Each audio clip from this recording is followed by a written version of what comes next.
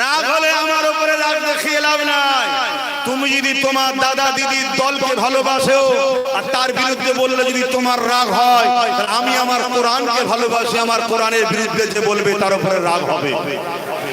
তুমি যদি তোমার দাদা দিদির দলকে ভালোবাসো, তাদের বিরুদ্ধে বললে যদি তোমার রাগ হয়, আমি আমার ওয়াকাফ মসজিদ মাদ্রাসা কবরস্থানকে ভালোবাসি, তার বিরুদ্ধে যে করবে তার উপর আমার রাগ হয়।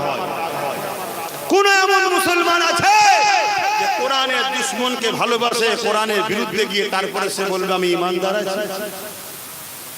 খুব সাবধান হন। এদের জন্য দোয়া করি আল্লাহ এদেরকে হেদায়েত করো, বলুন আল্লাহুম্মা আমিন। এদের প্রথম স্টপিস হচ্ছে এদের হারা দরকার। তাই যদি এদেরকে কেউ ভালোবাসেন, এদের চাহানেওয়ালা আলেম উলামা মাননেওয়ালাও যদি কেউ আমার কথা শুনে থাকেন, যদি বাঁচতে চান সর্বপ্রথম এদেরকে হারান।